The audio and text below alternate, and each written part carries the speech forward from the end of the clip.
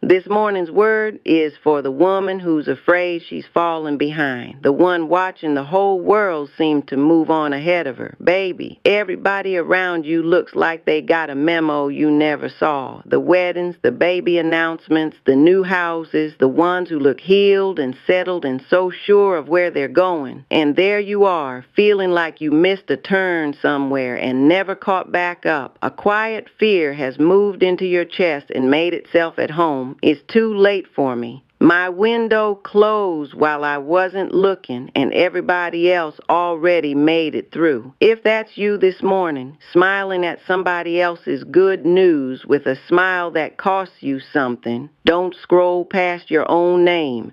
Stay right here. This word was written for the one who's scared she got left behind.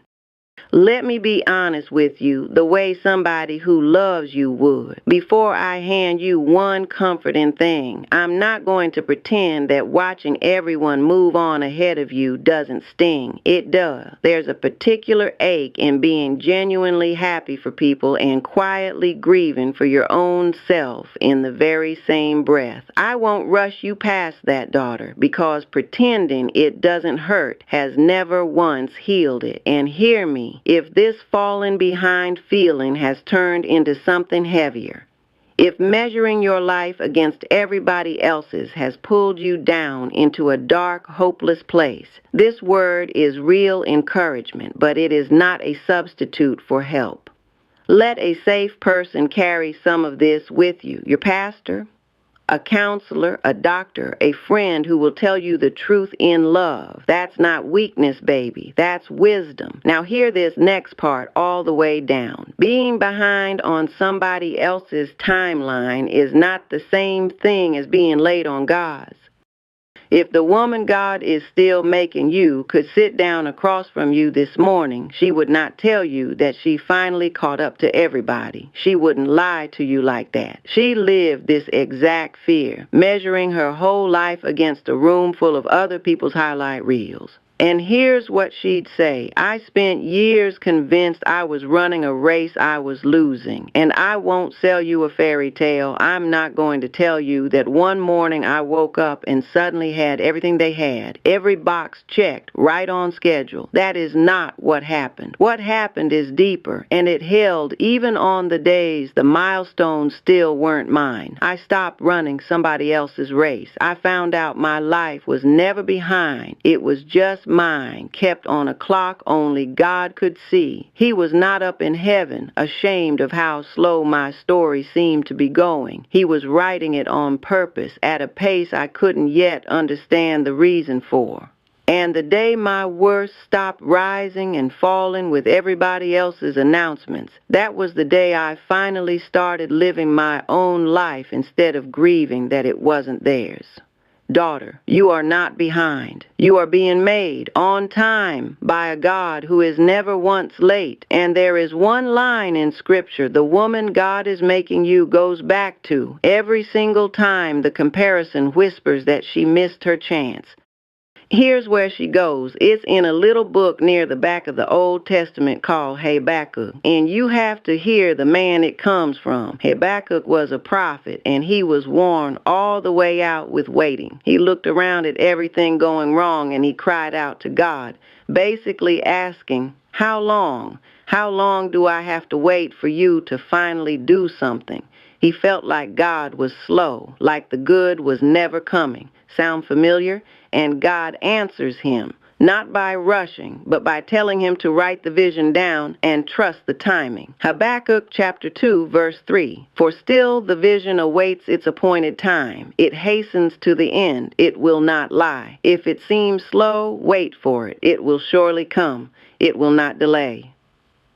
Sit with that, daughter. Appointed time. Not late, not lost, appointed. Now this is your auntie talking, not the verse. Hear what it means and what it doesn't say. It is not a promise that your husband or your baby or your house shows up by a date you circled on a calendar. It is bigger than that, and it's steadier than that. It's God telling a tired, waiting woman, what I am doing has a set time, and though it feels slow to you, it is not slow to me, and it will not arrive 1 minute late. So hear this. If God looked a burnout prophet right in the eye and said, my timing does not fail, then the God who is writing your life has not fallen behind on you. You are not running late. You are right on time with the only one keeping the clock.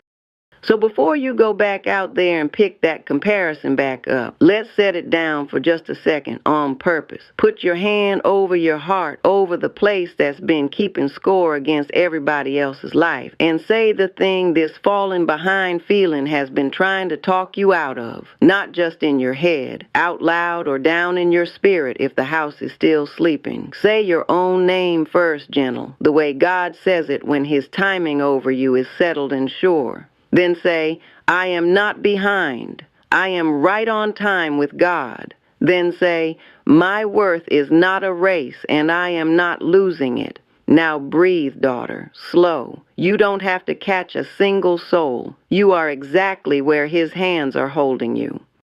So here's your word, Seal. You came in this morning half believing you'd been left behind by your own life. Hear the truth sealed over it, daughter of the King. Carry these 3 things into your day. 1, being behind on somebody else's timeline is not the same as being late on God's dial. B is D if D O I wow ba Jan and is E O D. He is never late. 2, what God is doing in you has an appointed time. It will not lie and it will not delay.